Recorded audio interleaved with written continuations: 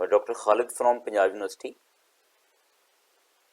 آج میں آپ کے ساتھ شیئر کروں گا کہ جب آپ ریسرچ کا کوئی کام کرتے ہیں اور اسے پبلش کرنا چاہتے ہیں تو سب سے بڑا سوال ہمارے سامنے ہوتا ہے کہ اسے کہاں پبلش کریں۔ اب ظاہر ہے جرنلز ایک ایسی جگہ ہے جو پبلشنگ کے حوالے سے مشہور ہے، کامن ہے، تو ہم کسی ریسرچ جرنل میں پبلش کرنا چاہیں گے تو سوال یہ پیدا ہوتا ہے کہ وہ کون سا جرنل ہو۔ تو اس کے لیے کچھ ٹپس میں آپ کے ساتھ شیئر کرتا ہوں۔ جرنل کی تلاش کے لیے آپ کو بہت سے سورسز مل جائیں گے کہ جن کی مدد لے کے آپ یہ فیصلہ کر سکتے ہیں کہ آپ کی ریسرچ کے لیے زیادہ سوٹیبل جرنل کون سا ہے۔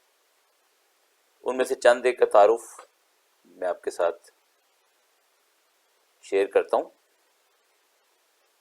سب سے پہلی اودریچ ویب گلوبل سیریلز ڈائریکٹری ہے۔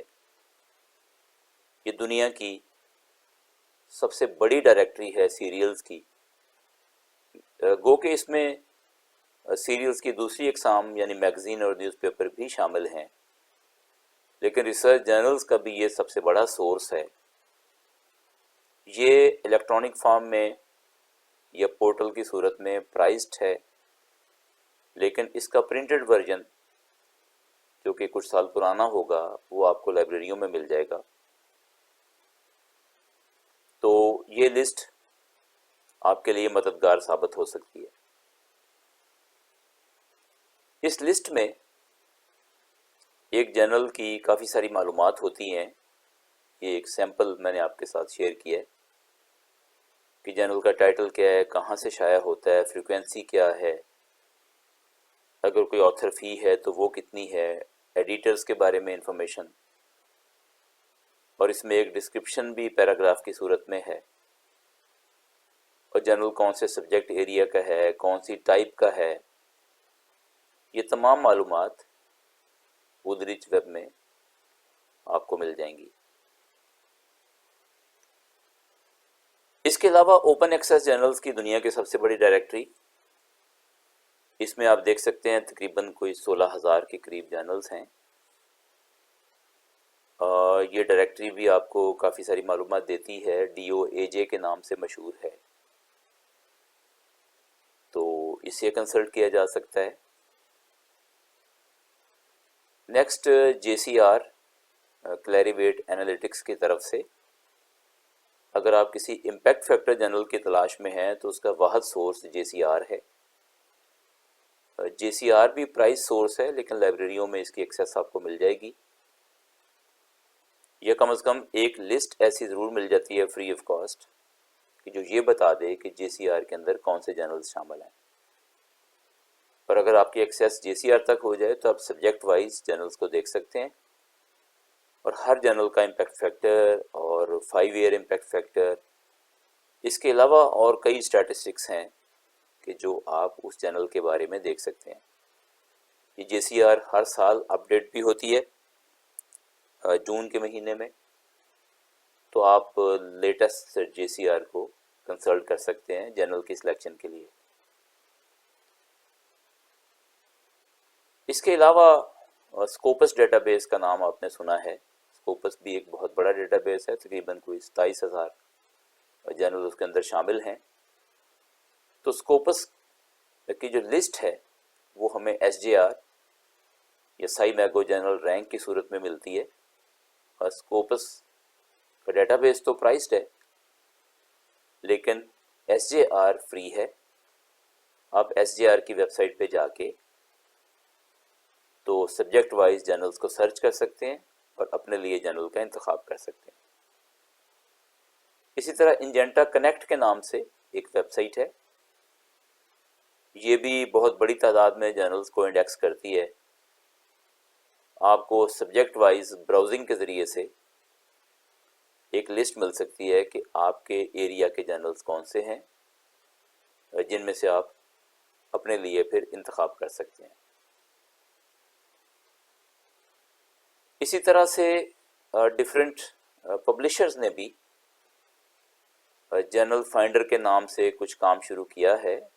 अभी ये इब्तदाई स्टेज पे है कि जैसे एल्सेवियर की मैंने मिसाल आपके सामने रखी है।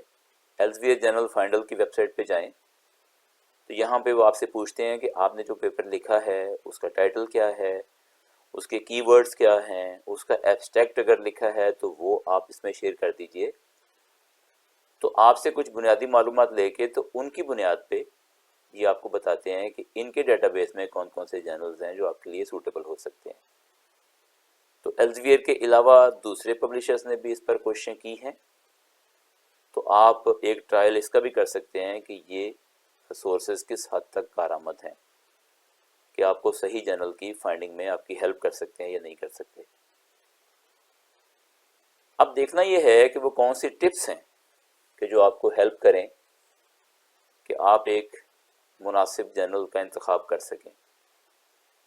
तो सबसे पहले तो ये है कि आपने जो आर्टिकल लिखा है उसी की रेफरेंस लिस्ट को देखिए कि जिस टॉपिक पर आपने आर्टिकल लिखा है उसी टॉपिक पर आपने रेफरेंसेस दिए होंगे और आपके रेफरेंसेस खुद किन जर्नल्स में पब्लिश होते रहे। तो आपके टॉपिक के लिए सबसे सूटेबल जर्नल तो वही होगा कि जहां से रेफरेंसेस को लेके आपने साइट किया। तो ये काफ़ी कारआमद तरीका हो सकता है आपके लिए। इसके अलावा ये है कि आप अपने सीनियर कलीग से रब्ता करें कि आपके फील्ड में जिनको कुछ आर्टिकल पब्लिश करने का एक्सपीरियंस हो, आप अपना आर्टिकल उन्हें दिखाइए और उनसे एडवाइस लीजिए कि कौन सा जर्नल ज़्यादा सूटेबल है इसके लिए। इसी तरह से आप ये भी सोचिए कि आप किस तरह की ऑडियंस को अपना आर्टिकल पढ़ाना चाहते हैं, किस तरह के लोग हैं जो आपका आर्टिकल पढ़ेंगे। तो आप जर्नल का इंतखाब कर सकते। देखें, जर्नल जनरल नेचर के भी होते हैं और स्पेसिफिक नेचर के भी होते हैं, किसी ख़ास ऑडियंस के लिए भी होते हैं और बिल्कुल जनरल ऑडियंस के लिए भी होते हैं। तो किसी ख़ास एज ग्रुप के लिए भी हो सकते हैं। तो ये डिपेंड करता है कि आपकी रिसर्च किस तरह की है और आप किस किस्म की ऑडियंस को टारगेट करना चाहते हैं। तो जर्नल के इंतखाब में इस बात का भी ख्याल रखा जाता है। इसी तरह आप ये भी कर सकते हैं कि कुछ जर्नल्स जो आपने शॉर्टलिस्ट किए हैं उनमें से कुछ आर्टिकल्स डाउनलोड करके आप ज़रूर देखें, या कम से कम उनकी टेबल ऑफ कंटेंट ज़रूर देखें। इससे आपको ये आइडिया होगा कि आपने सही जर्नल का इंतखाब किया है। जिस तरह का आपका आर्टिकल है, क्या इसी तरह के आर्टिकल्स उन जर्नल्स में पहले पब्लिश होते रहे हैं। तो ये जो मैचिंग है ये आपके काफ़ी काम आ सकती है। या फिर आप जब शॉर्टलिस्ट कर लें अपने जर्नल्स को तो उसकी एक रैंक ऑर्डर बना लें कि आपकी फ़र्स्ट चॉइस क्या है, आपकी उसके बाद क्या चॉइस है, आखिरी चॉइस तक चले जाएं। आमतौर पर अगर आप इंटरेस्टेड हैं इम्पैक्ट फैक्टर जर्नल्स में तो फिर सबसे बेस्ट तो इसका तरीका ये होगा कि आप ऐसे जर्नल को सबसे ऊपर रखें जिसका इम्पैक्ट फैक्टर ज़्यादा है, फिर उससे कम वाले को, फिर उससे कम वाले को। और अगर किसी इम्पैक्ट फैक्टर जर्नल में पब्लिश ना हो और आप फिर भी इंटरेस्टेड हो उसको पब्लिश करने में तो फिर नॉन इम्पैक्ट फैक्टर जर्नल्स को आखिर में रखिए। और आप जो भी चॉइस करें जर्नल्स की, इसको अपने को ऑथर्स के साथ आप ज़रूर डिस्कस करें। हो सकता है वो इसमें कोई अच्छा मशवरा दें और आपको कोई जर्नल सेलेक्ट करने में हेल्प आउट करें। तो जर्नल्स की सिलेक्शन में आमतौर पर किन पॉइंट्स को सामने रखा जाता है, क्राइटेरिया क्या है। तो सबसे पहला तो रेफरिंग सिस्टम है। आमतौर पर कहा जाता है कि जर्नल रेफरीड हो, यानी आपका आर्टिकल कोई ब्लाइंड रिव्यू के लिए जाता है या नहीं जाता। तो आजकल ज़्यादातर रिसर्च जर्नल तो रेफरीड ही हैं, लेकिन फिर भी आप इसको कंफर्म करें। फिर जर्नल का कोई इम्पैक्ट फैक्टर है या साइटेशन स्कोर क्या है, इम्पैक्ट फैक्टर की लिस्ट में सिरे से शामिल भी है या नहीं, और अगर शामिल है तो उसका इम्पैक्ट फैक्टर कितना है। इसी तरह SJR के नाम से या दीगर कई नामों से दूसरी स्कीम्स भी हैं साइटेशन स्कोर देने की। آپ گوگل اسکالر پر بھی دیکھ سکتے ہیں کہ کسی خاص جرنل میں چھپنے والے آرٹیکلز کتنے ریفرنسز یا کتنی سٹیشنز لیتے ہیں. سرکولیشن بھی معلوم کی جا سکتی ہے کسی جرنل کی کہ وہ تھوڑا پبلش ہوتا ہے یا زیادہ.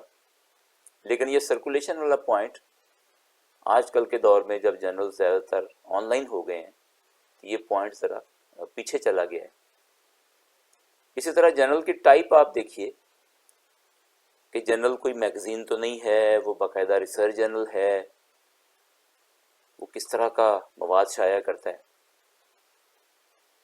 پھر ٹائم لیگ دیکھیے کہ بعض جرنلز جو اچھے امپیکٹ فیکٹر کے ساتھ ہوتے ہیں ان میں ایک لمبی لائن ہوتی ہے، اور پھر ٹائم لیگ اس پر بھی ڈپینڈ کرتا ہے کہ جرنل کوارٹرلی ہے، منتھلی ہے، سال میں کتنے شمار شائع ہوتے ہیں. ایسا ممکن ہے کہ آپ کا اچھے جرنل میں ایکسیپٹ تو ہو جائے لیکن آپ کے پیپر کی باری کافی دیر سے آئے. تو بعض جرنلز تو 2 سال لے جاتے ہیں آرٹیکل چھاپنے میں، یا بعض اوقات اس سے بھی زیادہ. تو ٹائم کا دھیان ضرور رکھیے کہ آپ اور بہت جلد بازی بھی نہ کریں، اس لیے کہ بہت جلد بازی میں آپ کسی غلط یا کسی جعلی جرنل میں اپنا آرٹیکل چھاپ لیں گے اور بعد میں پریشانی کا سامنا کرنا پڑے گا.